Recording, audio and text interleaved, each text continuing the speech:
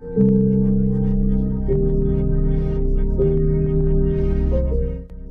woman becomes truly powerful not when she controls others, but when she no longer needs to control anything to feel at peace. That is when her energy becomes magnetic. Pause for a moment. Think about what it means to walk into a room and bring calm instead of chaos, to hear a hurtful comment and not respond from the wound but from the wisdom, to let go of what doesn't nourish your spirit, not because you're cold but because you're clear. This kind of strength doesn't shout. It doesn't demand recognition. It simply is. The world often teaches women to be everything: loud, available, reactive, desirable. But the deeper truth is this: a smart woman becomes magnetic not through noise, but through her ability to remain centered when everything else is off balance. She does not shrink, nor does she seek approval. She returns to her breath. She returns to her boundaries. She returns to herself. There is a silent discipline that defines the strength of a woman who is self-aware.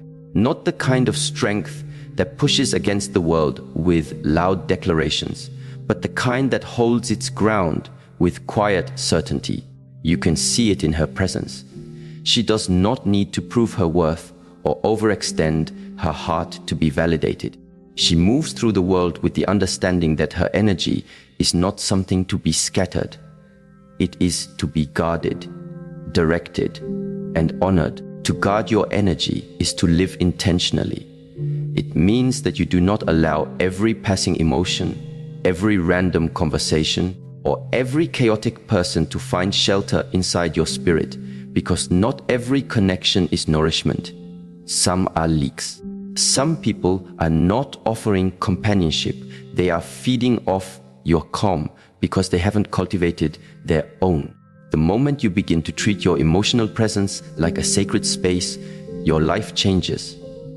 Not at instantly, but steadily, like a tree growing quietly beneath the surface until one day it breaks through the soil with undeniable strength. One woman shared a story of how she used to enter every room trying to fix the emotional temperature. If someone was upset, she'd try to soothe them. If there was tension, she'd absorb it just to maintain harmony. Over time, she became exhausted, not because of the weight of life, but because of the weight of other people's unprocessed emotions. Her nervous system, she realized, was constantly in alert mode. She had mistaken sensitivity for responsibility. When she finally began to pull back, not with coldness, but with clarity, she noticed something profound. The world didn't collapse. People adjusted. Her peace returned, and she began to understand that real love does not require depletion. Neuroscience reveals something important here. Our brains are wired with mirror neurons, which cause us to reflect and absorb the emotional states of those around us. This means that who you spend time with is not just a social choice. It's a biological influence. If you are surrounded by people who operate from fear, anger, or neediness, your emotional system begins to mirror that frequency. But when you place yourself in environments of steadiness, kindness, and authenticity, your nervous system responds with regulation. That calm you feel around certain people isn't imaginary. It's a sign that their energy is safe for your spirit. So, guarding your energy isn't about isolation. It's about discernment. It's about knowing that you can still be compassionate without becoming a container for other people's chaos, that you can hold space for someone without losing your own, and that the highest form of love you can offer the world is a regulated, grounded, present version of yourself. This is especially important in relationships because many women have been conditioned to equate love with self-sacrifice. They think that proving loyalty means absorbing pain. But true intimacy begins where self-abandonment ends. If your presence in someone's life requires that you constantly ignore your intuition, silence your needs, or shrink your truth, then that relationship is not love. It is survival masquerading as connection. Guarding your energy also means not explaining yourself to those committed to misunderstanding you. Not every conversation deserves your emotional investment. Not every argument needs your rebuttal. Sometimes silence is not avoidance. It is wisdom. One woman described how she used to explain herself to people who had already made up their minds. She would spend hours crafting texts, rehearsing phone calls, trying to win back their understanding. It left her drained and hollow. When she finally stopped chasing clarity from those who thrived on confusion, she reclaimed her dignity. Her energy was no longer scattered. It became focused, purposeful, and aligned with her values. This principle applies just as deeply to the digital spaces we inhabit. Social media is a powerful amplifier of energy. The content you consume, the people you follow, the messages you internalize, all of these shape your emotional atmosphere. If you constantly expose yourself to comparison, outrage, and distraction, you are training your mind to remain unsettled. But if you curate your intake, just like you curate your relationships, you create a digital sanctuary that supports your evolution. You do not owe your attention to anyone or anything that drains your light. There is an old proverb that says, "When you walk with the wise, you become wise, but when you walk with fools, you suffer harm." This isn't just moral teaching, it's emotional truth. Smart women recognize this. They know that it is not cruel to walk away from what harms your peace. It is sacred, because peace is not passive. Peace is an act of courage. It takes strength to choose softness in a world that rewards hardness. It takes maturity to say no, not just to others, but to your own old patterns that once kept you safe but no longer serve your becoming. Guarding your energy also means honoring the seasons of your life. You do not have to be accessible all the time. You are not here to be emotionally available to everyone. There will be seasons where you need to go inward, to recalibrate, to mourn, to rest. These are not empty seasons, they are preparation. The same way soil needs to lie fallow before it produces again. You too need to protect the seasons of stillness in your journey. A woman who respects her inner rhythm does not fear missing out. She knows that what is meant for her does not require burnout to receive. And so, the first rule is simple but profound. Guard your energy as you guard your heart. Because when your energy is clean, your life begins to reflect that clarity. The relationships that stay are the ones that feed your growth. The situations that leave reveal what was never meant to stay. And your own self, no longer fragmented, returns home to itself. There is another quiet rule that wise women live by: speak less, observe more. Not because they have nothing to say, but because they've learned that most truths are revealed in silence. Words are powerful, but not all are necessary. In the rush to be heard, to defend, to clarify, something is often lost: presence. Smart women do not waste their words trying to convince others of who they are. They know that character is revealed not through explanations, but through consistency. They trust in the power of silence because silence teaches you to see. It teaches you to read what is unspoken. In relationships, this becomes a superpower. While others are talking over each other, trying to be right, trying to win, the woman who observes can see what most miss: how someone reacts under pressure, how they speak about others, how they respond when their ego is challenged. She listens not just to words, but to tone, not just to promises, but to patterns.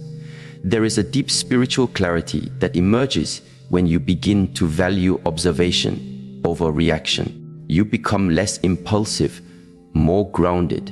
You realize that most people reveal everything you need to know if you're just patient enough to let them talk. A woman once said, "When I stopped trying to be understood, I started to understand." That's the transformation. when you become less reactive, the truth starts to surface, often quietly, like the first light of dawn. From a psychological standpoint, the ability to pause and observe is rooted in executive functioning. This is the part of the brain, the prefrontal cortex, that allows us to manage impulse, regulate emotion, and make decisions aligned with long-term values. When you speak less and observe more, you activate this part of your brain. You create space between stimulus and response. And in that space lies your freedom. The freedom to choose who you want to be in that moment, rather than defaulting to old programming. Eastern philosophy speaks to this as well. The concept of Wu Wei, effortless action, teaches that observation is the foundation of wise movement. You do not need to force what is natural. When you are attuned to your environment, your intuition, your body, you begin to act from alignment, not urgency. You do not need to chase answers. You allow truth to reveal itself. In practical life, this might mean listening fully when someone speaks instead of formulating your response while they talk. It means watching how someone behaves when they think you're not paying attention. It means noticing your own triggers without judging them and asking, why did that make me feel defensive? What story am I telling myself right now? Observation also requires the discipline of stillness. And stillness is hard in a world that constantly pushes for noise, movement, reaction. But a woman rooted in stillness is not easy to manipulate. She's not quick to defend what she already knows to be true. She does not respond to provocation with panic. Instead, she leans back, listens, watches. She studies energy, not just words. And this is what gives her the edge, not power over others, but power within herself. In conflict, she chooses presence over performance. She can sit in discomfort without needing to dominate it. She lets silence do the heavy lifting. Because sometimes the most powerful statement is no statement at all. And the deepest form of strength is not saying everything. It's knowing what doesn't need to be said. This practice is not easy at first. If you've been conditioned to seek validation through conversation or to rescue relationships through over-communication, the silence can feel threatening. But over time, it becomes comforting. It becomes a sanctuary. Because when you speak less, you start to hear more within yourself and in others. You begin to notice who listens when you finally do speak. You start to see who respects your stillness rather than fills it with noise. A woman once told of how she tested this principle in dating. She decided she would no longer fill awkward silences with chatter. She would allow the man to lead the conversation, to reveal his values, to show his intentions. And what she found surprised her. Some men withdrew. They were uncomfortable with the lack of validation. Others leaned in, intrigued by her calm.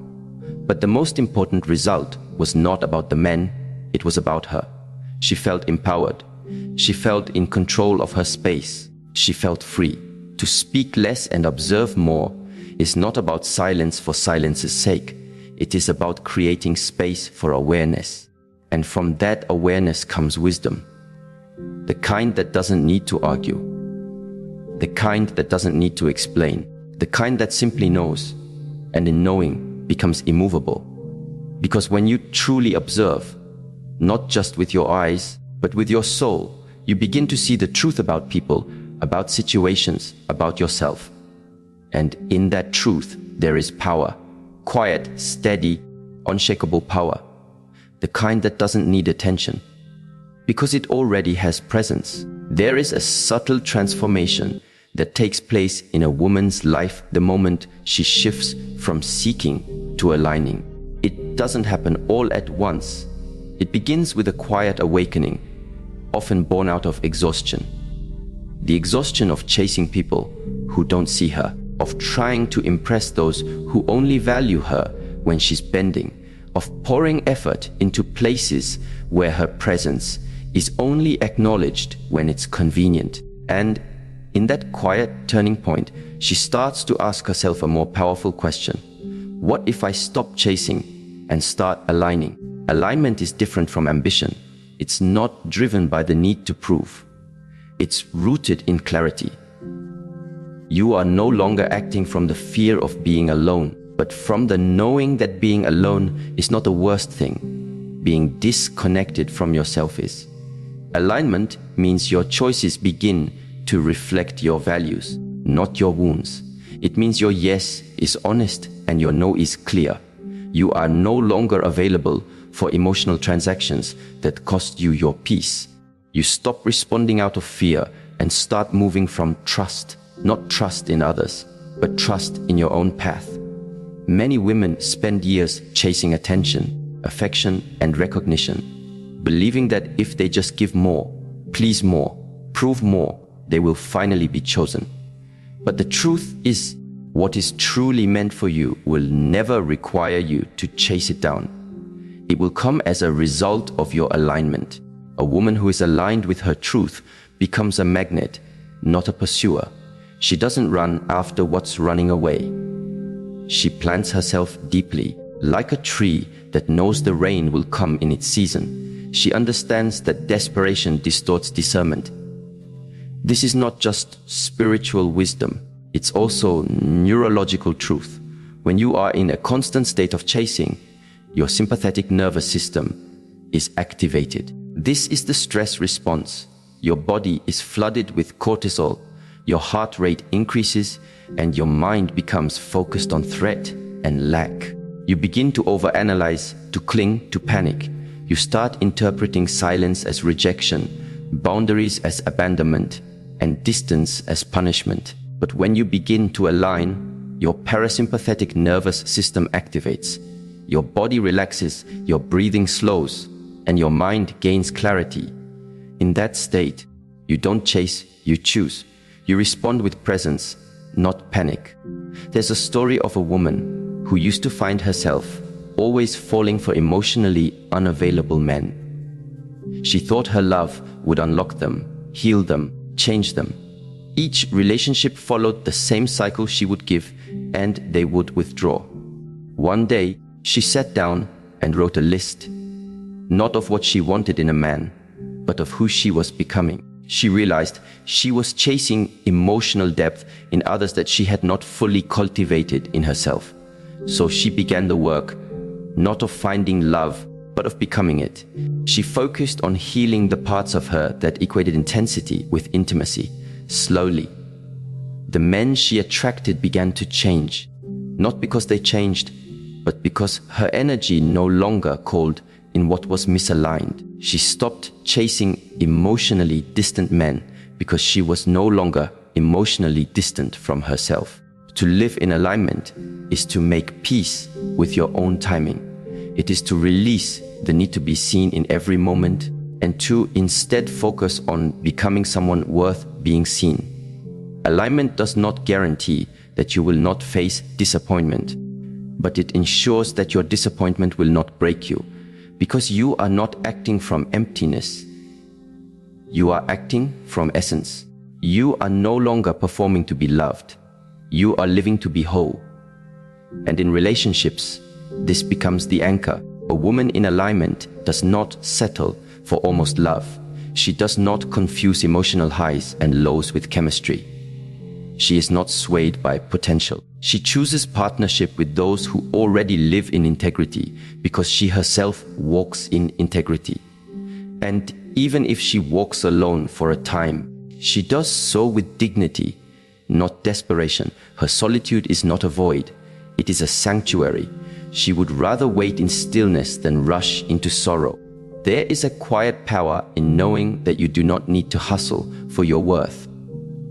That your presence, when aligned, is already enough, and that the right people will feel it, not because you demanded it, but because you lived it. From this place of alignment comes another deeper practice, cultivating emotional precision. It is not enough to feel deeply. One must learn to feel clearly. Many confuse intensity for depth, but emotion without awareness is chaos. Precision in emotion means you not only feel, you understand what you're feeling, where it's coming from, and what it's asking you to address. This kind of emotional intelligence is not taught in schools, but it is one of the most essential life skills, especially in relationships. When you lack emotional precision, you project your past onto your present. You think your partner is ignoring you, when really, they're just tired. You interpret someone's boundary as rejection because you have not healed your fear of abandonment. You mistake anxiety for intuition because you haven't learned to distinguish your triggers from your truth. Emotional precision starts with awareness, the ability to pause and name your emotion before reacting to it. Neuroscience supports this. Studies show that simply naming an emotion, saying, "I feel angry," or "I feel ashamed," activates the prefrontal cortex and reduces activity in the amygdala, which is responsible for fear and impulsive response. In other words, by naming the emotion, you gain control over it. You move from reaction to response. One woman reflected on how she used to respond to conflict with anger. Not because she was truly angry, but because it was the only emotion she had permission to feel. Sadness, fear, confusion. Those were emotions she had been taught to suppress. As she began her healing work, she realized that beneath her anger was often hurt, and beneath the hurt was a deep longing to be seen. By learning to feel precisely, she no longer exploded in arguments. She expressed what was real. She was able to say, "When you cancel our plans without notice, I feel unimportant," instead of accusing or withdrawing. And her relationships began to shift, not because others changed, but because her communication became clean. Precision in emotion also requires the discipline to pause. There is a sacred gap between stimulus and response. In that space lies your power. When something triggers you, do not move immediately. Breathe. Ask yourself, what am I really feeling? Where have I felt this before? Is this emotion based on the present, or is it echoing something from the past? This inner dialogue is not overthinking. It is the beginning of mastery. Eastern traditions teach that emotions are not enemies to be suppressed, but energies to be observed. They are messengers, not threats. When you are sad, your body is asking for release. When you are anxious, your mind is seeking safety. When you are angry, your boundaries may have been crossed. The more precise you become in reading these signals, the more gracefully you move through life. You no longer need others to fix your feelings because you know how to listen to them. This kind of emotional discipline transforms relationships. It creates a space of safety, not only for yourself, but for others. People feel safer around you not because you are emotionless, but because you are emotionally responsible. You don't make others carry what you haven't processed. You don't punish people for wounds they didn't create. You don't confuse love with control. You love with awareness, not with agenda. There is a story of an older woman who, after decades of emotional turbulence, learned to regulate herself. She said, "In my younger years, I wanted someone to calm me down. Now, I've learned to calm myself. That is the most romantic thing I've ever done for myself." Her story reveals something profound. Emotional precision is not just a skill. It is an act of self-respect. It is not about perfection. You will still be triggered. You will still have moments of overwhelm. But the difference is, you begin to recognize it. You begin to name it. You begin to respond with intention rather than react with pain. And over time, your inner world becomes a place of clarity instead of confusion. So when you love someone, don't just give them your heart. Give them your clarity. Learn to say what you feel, why you feel it, and what you need. Not in demand, but in dignity. This is not emotional dependence. It is emotional maturity. It's what builds trust. It's what creates intimacy. Not just physical closeness, but emotional safety. When a woman becomes emotionally precise, she no longer fears her feelings. She respects them. And in doing so, she teaches others how to love her with the same precision. Because when you know yourself, you don't need to be rescued. You just need to be met. And those who are capable of meeting you will rise to that level. Not because you chased them there, but because you aligned yourself so fully that anything less would be unrecognizable. Letting go of someone you still love is among the most difficult acts a woman can face. It pulls on every thread of attachment, memory, and hope.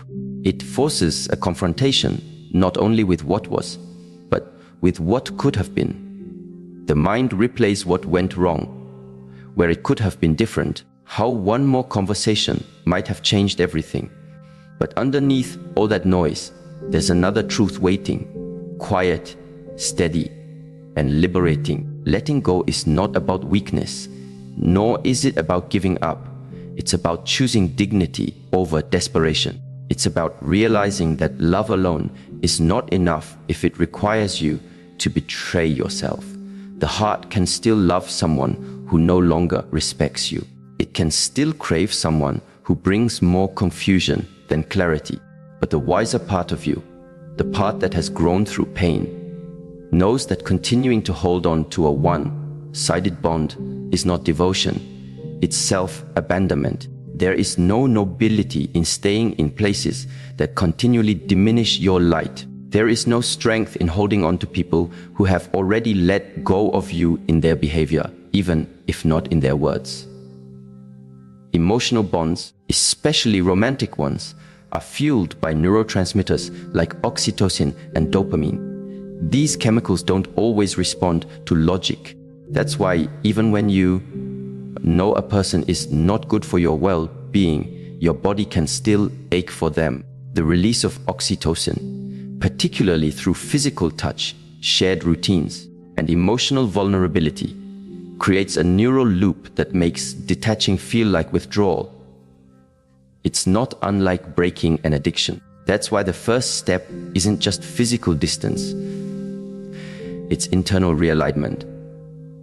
One woman described her journey through this process. She had been in a relationship with a man who was hot and cold, loving one day, distant the next. She excused the inconsistency as emotional complexity. She mistook pain for depth. But the truth was, she was more invested in this potential of the relationship than in the reality of it. Over time, the relationship began to erode her self-worth. She felt anxious more than loved. She found herself explaining, proving, waiting. And then, one evening after another broken promise, something shifted. Not in rage, but in clarity. She stood in front of the mirror and asked herself, what am I protecting? This love or my fear of losing it? That question began her path to letting go. Not with bitterness, but with quiet resolve. She allowed herself to grieve, to feel the ache of absence, to confront her fear of starting over. And through that pain, she discovered something far more powerful than attachment. She found her dignity again. She began to rebuild her sense of self, not around a relationship, but around her values, her peace, her inner knowing. Letting go with dignity means that you stop begging for closure and create it yourself. It means you no longer wait for apologies that may never come, or for someone to finally recognize your worth. You stop needing the story to end perfectly in order for you to walk away. Instead, you choose to end it with integrity, not because they deserve it, but because you do. This choice requires emotional boundaries. It requires saying no to communication that reopens wounds. It means unfollowing, not to be petty, but to protect your healing. It means setting up rituals that reconnect you to your own presence. A walk in the morning, journaling your emotions without censoring them, moving your body to release what words can't express. These are not distractions, they are declarations. Each act says, I am choosing myself now. There's an ancient teaching that says, when the heart lets go, the soul returns. Because when your heart is tethered to someone who continues to wound it, your soul becomes fragmented. Your energy is spent scanning for their attention, decoding their moods, hoping for their growth. But when you release that bond, not out of hatred, but out of love for yourself, you begin to return to wholeness. You become emotionally available to your own life again. Your intuition gets louder. Your clarity becomes sharper. And slowly, you remember who you were before you began molding yourself to fit into someone else's capacity to love. This act of release is not done in a single moment. It happens breath by breath, day by day, thought by thought. Some days you'll feel empowered, and others you'll feel shattered. That's part of it. The key is to not let the pain pull you back into what you already outgrew, because healing doesn't mean you stop loving someone. It means you stop abandoning yourself for them. A woman once shared that the most powerful moment of her life was when she walked away from a man she still loved. Not because he was evil, but because he was unavailable. She said, I realized I was trying to make a home out of a hallway. And when I left, I finally saw all the open doors life was waiting to show me.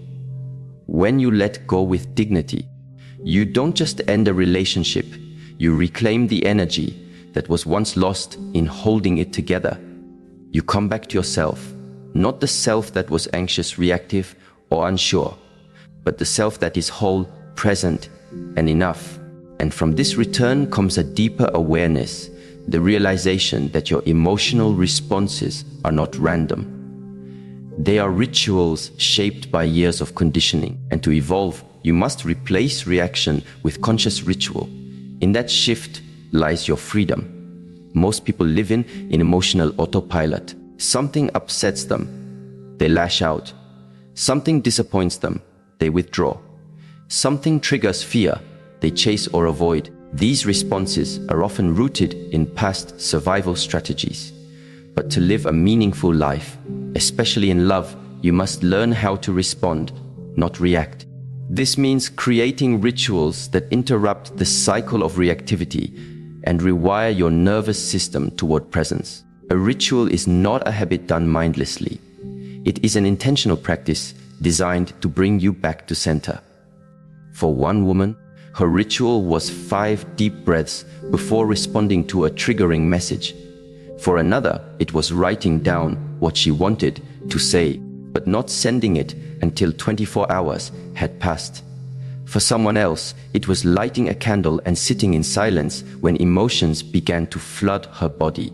These rituals were not meant to suppress emotion, but to hold it, to give it space without letting it control the next decision. Scientific research shows that rituals, even simple ones, help regulate the amygdala, reduce cortisol, and increase a sense of control. They act as anchors. When your emotions rise like waves, your ritual is the shore that reminds you, I have a choice. I am not at the mercy of my reactions. In relationships, this discipline is crucial because love will trigger you. It will expose wounds you didn't know you had. If you haven't built the capacity to hold space for your own feelings, you will use others as emotional regulators, blaming them for your discomfort or making them responsible for your peace. This is not love. It's emotional outsourcing. Replacing reaction with ritual means you take responsibility for your state before bringing it into the shared space of connection. You ground yourself before confronting. You reflect before responding. You pause, not to delay truth, but to deliver it with grace. A woman who lives this way doesn't need to raise her voice to be heard. Her presence speaks louder than her volume. One woman shared how her relationship began to shift when she stopped reacting immediately to every trigger. She created a simple ritual. When she felt emotionally overwhelmed, she would step outside, feel the ground beneath her feet, breathe in for 4 counts, hold for 4, and exhale for 4. Only then would she re-engage. She said, "It wasn't about being calm all the time. It was about not letting my past run my present." Her partner noticed. Their arguments decreased. Their intimacy deepened, not because problems vanished, but because presence increased. Replacing reaction with ritual also helps you in moments of solitude. When loneliness creeps in, the reaction may be to scroll endlessly, to text someone you've outgrown, to distract yourself with noise. But a woman committed to her evolution meets that moment with a ritual. She turns inward. Maybe she journals. Maybe she dances. Maybe she sits with the ache without running from it.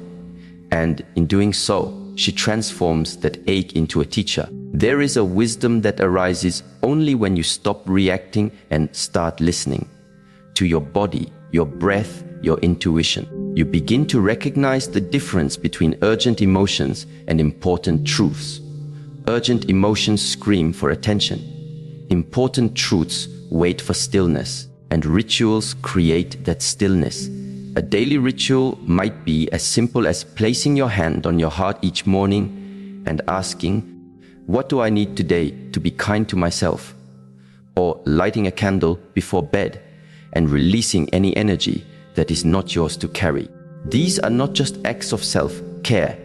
They are acts of self-command. They remind you that your emotional world is not chaotic. It is a landscape you can learn to navigate with awareness. In relationships, a shared ritual can also be a bond of emotional safety. A nightly check-in, a technology-free dinner, a moment of gratitude. These practices create rhythm, and rhythm creates trust. Love thrives not just in passion, but in pattern. In the repeated moments where you choose to be present, to be kind, to be aware. When a woman replaces reaction with ritual, she no longer gets swept up in the emotional weather of the day. She becomes like a tree, rooted yet flexible.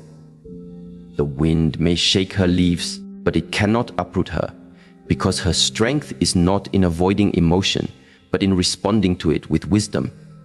And so, from letting go with dignity to embracing conscious rituals, she writes a new story, not one of emotional chaos, but of quiet power. Not one of control, but of command. She walks into each day, not trying to manage every outcome, but mastering the only thing she ever truly could herself. The journey of a woman into her true strength does not begin with the loud moments that others notice. It begins in the quiet spaces where she chooses herself, not out of pride, but out of clarity. It is in those small decisions to protect her energy, to pause instead of react, to walk away from what wounds her, even when she still loves, that she reclaims her power. A smart woman does not measure her worth by how much she is wanted, but by how deeply she honors her inner peace. She understands that not every connection is meant to stay. Not every emotion needs to be voiced, and not every trigger deserves her energy. She walks through life with an awareness that presence is stronger than persuasion, and dignity more enduring than desire. When she stops chasing and starts aligning, her life shifts, not because the world changes, but because she does. She begins to respond with precision, not pain. She becomes more silent, but more seen, more still, but more powerful. The people who meet her in this new space do not come to take from her, but to walk with her. And those who fall away were never aligned with the depth she was growing into. In the end, her mastery is not in how many people admire her, but in how unwaveringly she lives her truth. Her energy becomes not something to explain, but something to experience. And wherever she goes, she carries a peace that can't be shaken, a love that doesn't beg, and a soul that is finally home within itself.